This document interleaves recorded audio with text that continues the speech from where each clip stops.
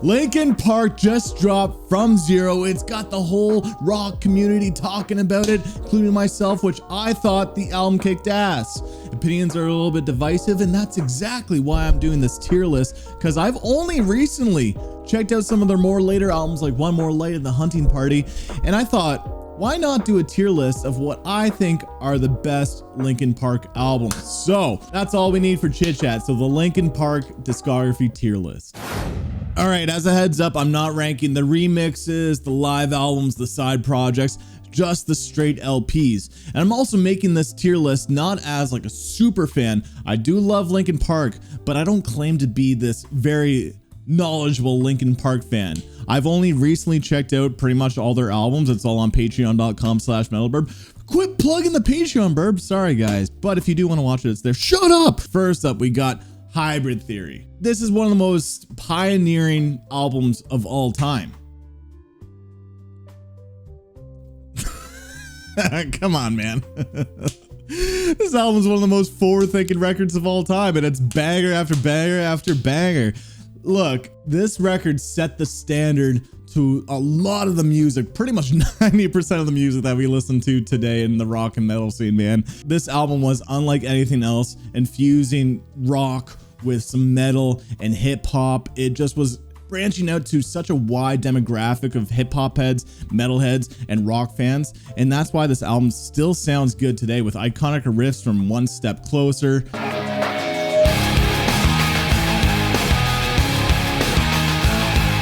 iconic tracks like In the End. I tried so hard and got so far. So this album came out in the year 2000 and it still holds up today. The quality, the production, the riffs, the hooks, the screams, it sets the standard for a lot of the music that we listen to even in 2024. And what I liked too was the singles, like In the End, which I absolutely loved, and you know, like I mentioned, One Step Closer and a few other tracks. I actually never checked out this album until 3 years ago when I started filming like reaction content for YouTube. And I know it's shocking, METALBIRB, how can you have the name METALBIRB if you've never listened to a full Linkin Park album? It's because I probably have heard it through friends. All my friends were listening to it, but by the time I was listening to this music, I was already doing a deep dive into the scene, and Linkin Park tends to be a gateway band, and I already was a gateway through the singles. But by the time I had money to buy albums, I guess I was just buying more niche things that I actually never checked out Hybrid Theory in full. But going through it, I have heard majority of the songs already just because it's such a pioneering album in the rock and metal scene, and a lot of my friends growing up were into this stuff too.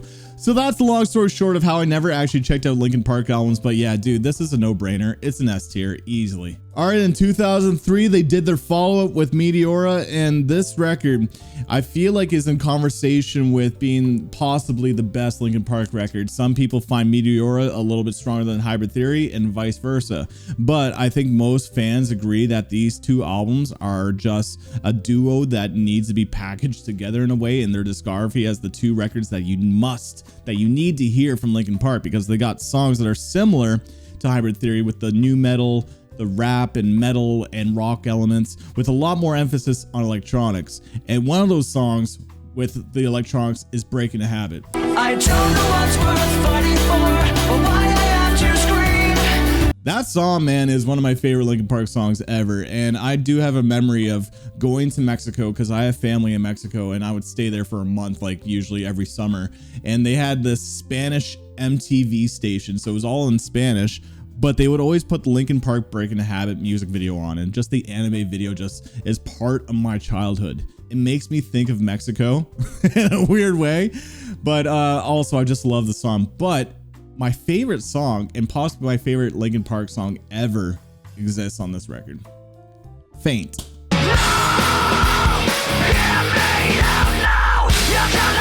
What a banger. Honestly, this album is banger after banger after banger. After banger! After banger! After banger! After banger! I might enjoy it more than Hybrid Theory, and because of it, S tier, baby. Come on, it's obvious. But let's move on to the next one. In 2007, Linkin Park released their third studio album, Minutes to Midnight, and the singles, man, Bleed It Out is awesome. Bleed it out, digging deeper just to throw it away. I bleed it out, digging deeper just to throw it away. I absolutely love that song. Given Up also has one of the most iconic screams ever recorded.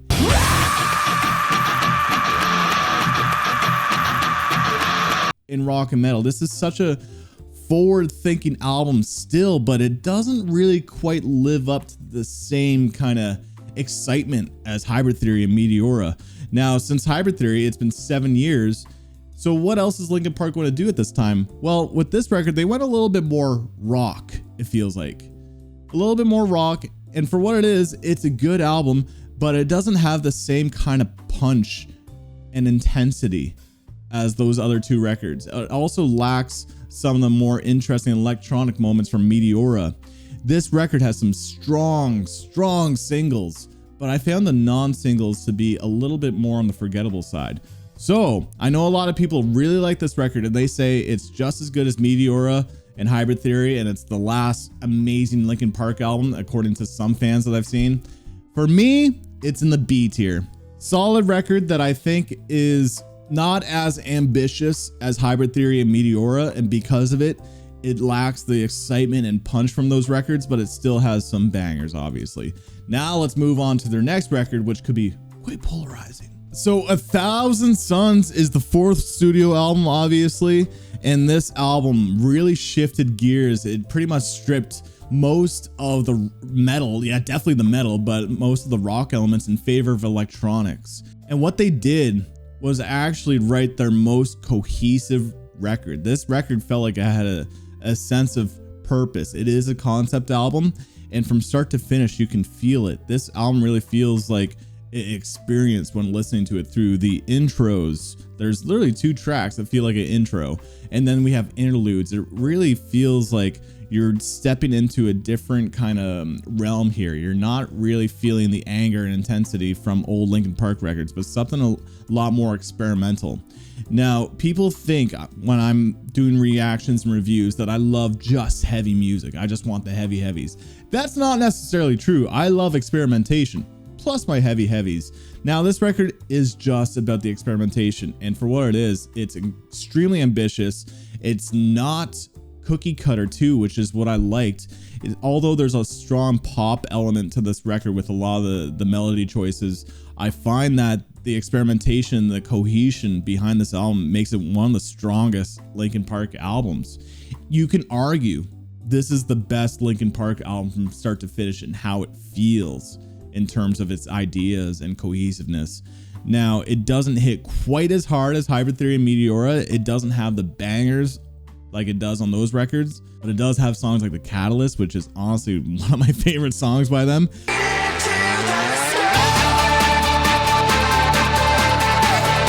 The Messenger being a pretty hard-hitting track too. Also, Wretches and Kings is probably my favorite Mike Shinoda song.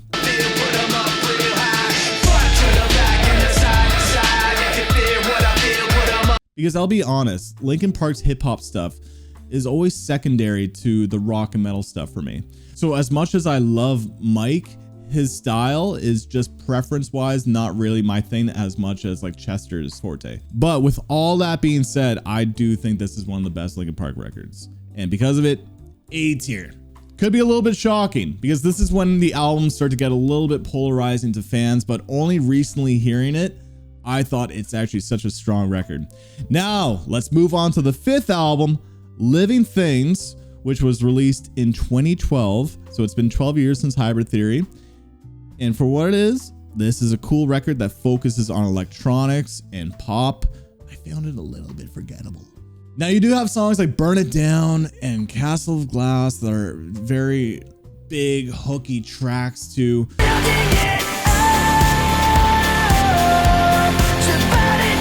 But the electronics in this record, and only recently hearing it, I feel like the sounds used are a product of its time. This album feels very 2010s. And then I can go back to Hybrid Theory and Meteora, and I feel like those riffs and the ideas in those tracks still stand the test of time. A lot of the ideas found on Living Things doesn't really hold up in 2024 for me.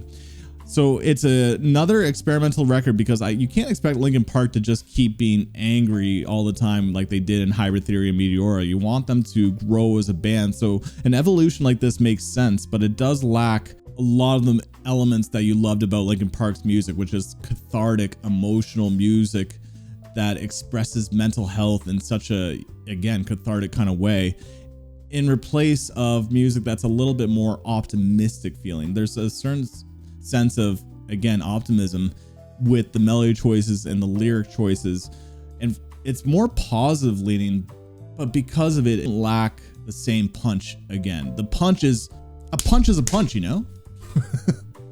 I love using the word punch to express music, but Linkin Park's old albums had so much punch, man. This one doesn't. C tier for me. This is where the tier list could get a little bit polarizing with the community here, but let's move on to The Hunting Party.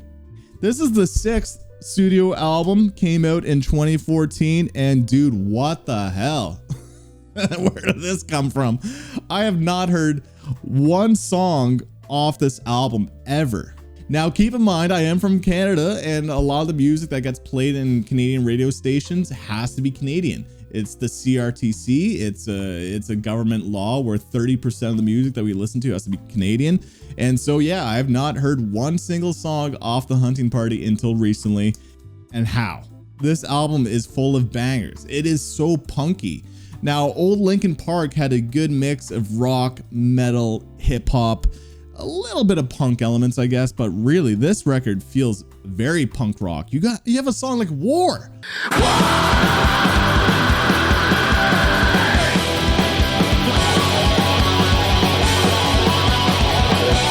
How come no one has ever showed me War on one of my Twitch live streams? That song is a straight up punk rock banger. You start off the album with Keys to the Kingdom, right? Awesome track, but then you end the album with A Line in the Sand? A Line in the Sand. How come I've never seen anyone talk about this song ever in my community?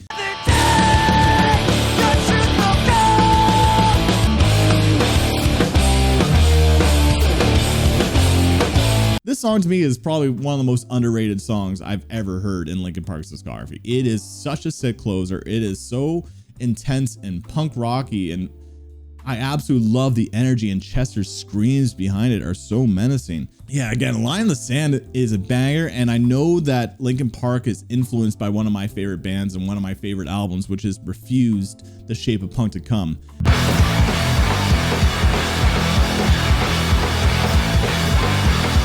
The Hunting Party feels like it's borrowing a lot of ideas from The Shape of Punk to Come, and I love it, man. This record kicks ass. I'm very surprised by it. This is an easy A for me. Definitely one of the more cohesive records in terms of ideas. It really feels like a punk rock post-hardcore album from start to finish. I did not know Linkin Park had that style in them, so I was very surprised. And yeah, it's totally deserving the A tier. But now, let's move on to One More Light. One More Light is the 7th studio album. This record really is completely different than The Hunting Party. You know, after The Hunting Party, you might have assumed that they would continue to double down that sound, but no, instead they went more pop, more electronic, and because of it, I was not really feeling this record. And now I know a lot of people don't really vibe with this record as much as other Linkin Park records. Now there are a select few that definitely love the feel and the vibe of it because, again, it's electronics and it's more ballady. It's more emotional, and again, it's got that optimistic feel. And because of it, there's a certain sense of peace with this record. It is a beautiful record. It is held back by generic ideas, and it feels very, again, a product of its time. It feels very similar to other pop artists during that time. A lot of the hooks and the ideas and how they get to the hooks all feels a little stale to me. And that's why the ideas in this record doesn't really hit.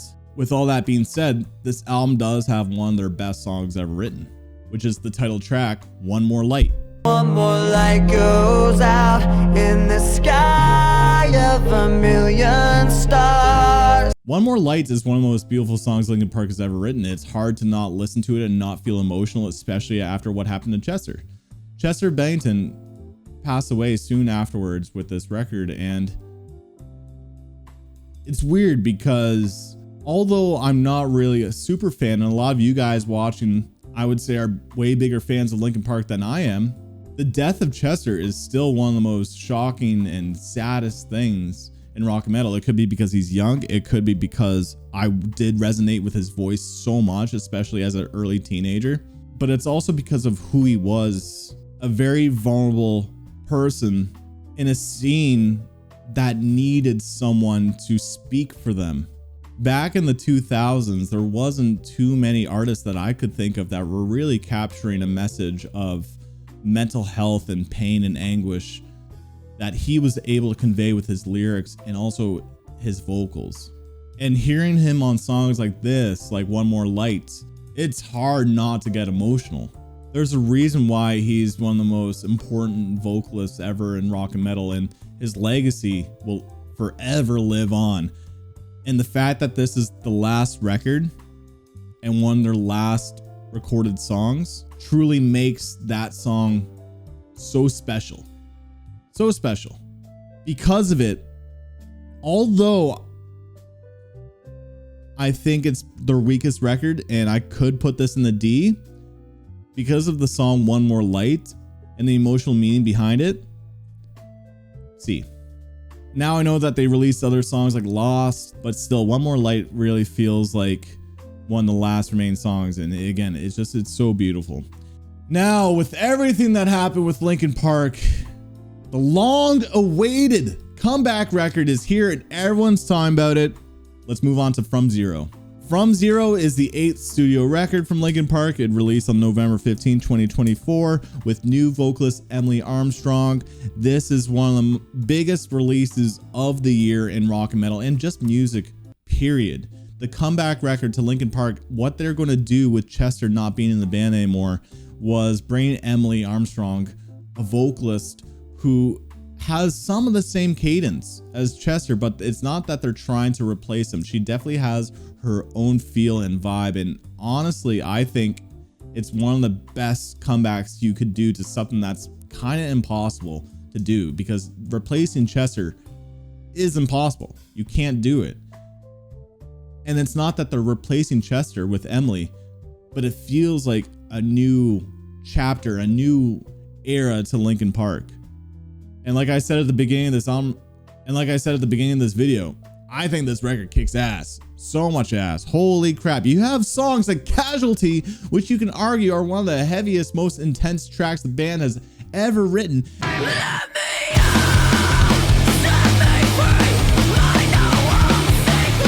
Then you have songs like Two-Face that are like one step closer to like 2.0. Stop yelling at me!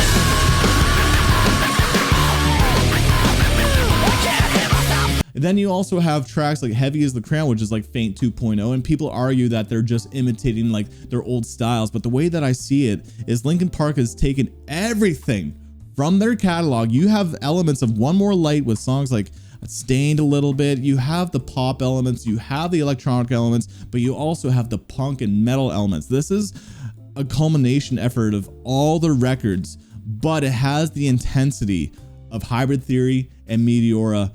It feels like new life. It feels like a sense of purpose, but also now you have the cohesiveness from albums like 1,000 Suns, which is something that I really liked about that record. The interludes and how it really feels like a complete record, but it's digestible. It's only like 35 minutes, something like that. This is one of the best Linkin Park records. And because of it,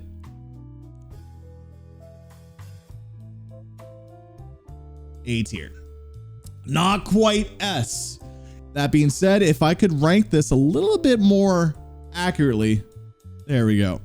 I think it's their third best record. That's why I'm ranking it like this.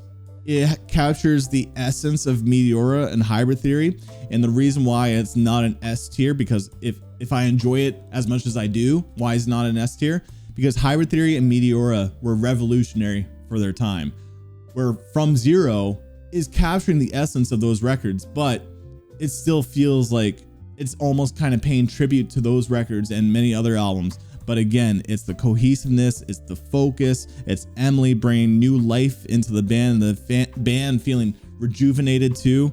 The production, everything about this record just makes it such a fun listen. You have songs like The Emptiness Machine, which I think is one of the best Linkin Park songs they've ever written. It is incredibly catchy, incredibly catchy. That song has been stuck in my head ever since I heard it.